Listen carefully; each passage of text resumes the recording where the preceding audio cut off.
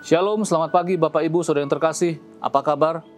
Puji Tuhan, ini hari yang baru dan saya percaya kita semua dalam keadaan yang baik, dalam keadaan yang tentunya dalam perlindungan Tuhan. Kembali sebelum kita beraktivitas, Pengkhotbah pasal yang keempat, ayat 9 dan ayat 10 akan menjadi dasar perenungan kita di pagi hari ini. Demikian firman Tuhan, Pengkhotbah pasal yang keempat, ayat 9 dan 10. Berdua lebih baik daripada seorang diri, karena mereka menerima upah yang baik dalam jerih payah mereka.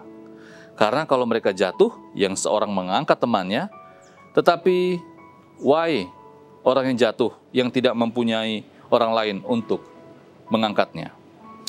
Dari pembacaan firman Tuhan kita di pagi hari ini, kita sama-sama akan merenungkan dan saya memberi judul Tidak Pernah Sendirian.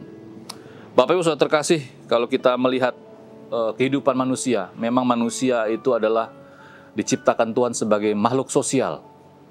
Tapi kenyataannya ada orang-orang yang memang hidupnya tidak suka bersosialisasi, antisosial, menyendiri, pulang kuliah, langsung pulang ke kos-kosan, menutup diri, dan bahkan ada orang-orang yang datang ke gereja, hanya datang ke gereja lalu pulang, lalu ya tidak mau berinteraksi, tidak mau bersosialisasi.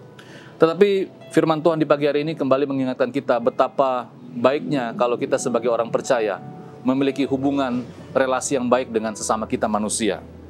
Firman Tuhan di pagi hari ini sangat jelas sekali ditulis oleh pengkhotbah yang mengajarkan kepada kita bahwa betapa indahnya, betapa baiknya kalau kita punya relasi, kita punya teman baik, kita punya saudara seiman yang menjadi teman dalam kehidupan kita. Kalau kita melihat di ayat yang ke-10, teman dapat memberikan pertolongan di saat kita membutuhkannya.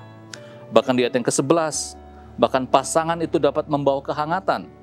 Ayat yang ke-12, dan teman juga dapat melindungi di saat-saat sulit. Kalau hari ini kita sebagai anak Tuhan merasa kesepian karena mungkin kurang teman, atau mungkin kita saat hari ini merasa seorang diri, firman Tuhan mendorong kita agar kita membuka diri kita, membuka hati kita untuk berteman. Ini menjadi salah satu kunci agar kehidupan kita lebih baik, lebih sehat. Tapi lebih daripada itu, satu bagian firman Tuhan juga akan menguatkan kita dalam Matius pasal yang ke-28 ayat yang ke-20. Ya, bahwa ada Roh Yesus atau Roh Kudus yang juga akan selalu menyertai kita. Mungkin saat ini kita sedang bekerja atau sedang menjalani segala sesuatu dan merasa seorang diri, atau mungkin karena tim kita tidak dapat bekerja sama dengan kita, atau mungkin kita sebagai seorang pemimpin seakan-akan kita mengerjakan segala sesuatunya seorang diri. Tapi firman Tuhan kembali mengingatkan kita bahwa ada Roh Kudus yang ada di dalam hati kita, yang menjadi sahabat kita, menjadi teman kita, penolong kita, sehingga kita tidak kesepian. Kiranya firman Tuhan di pagi hari ini kembali dapat memotivasi kita sebagai orang-orang percaya. Yang pertama, mari kita membangun relasi dengan sesama kita, karena itu sehat dalam kehidupan kita sebagai manusia. Tetapi juga kalau kita menghadapi kesendirian dalam menjalankan setiap tugas tanggung jawab kita, percayalah ada Roh Kudus yang juga menjadi penolong dan sahabat kita. Mari kita berdoa. Tuhan, terima kasih, kami bersyukur bahwa kembali firman Tuhan mengingatkan kita bahwa kami sebagai orang-orang percaya adalah orang-orang yang harus menjalin relasi dengan sesama kami, menjalin hubungan yang indah di dalam Tuhan.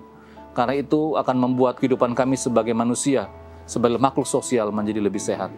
Tapi lebih daripada itu, kami juga percaya ada Roh Kudus yang ada di dalam hati kami, hati kita, yang selalu mendampingi, yang selalu menjadi sahabat, yang selalu menjadi penolong kita di dalam setiap situasi kita.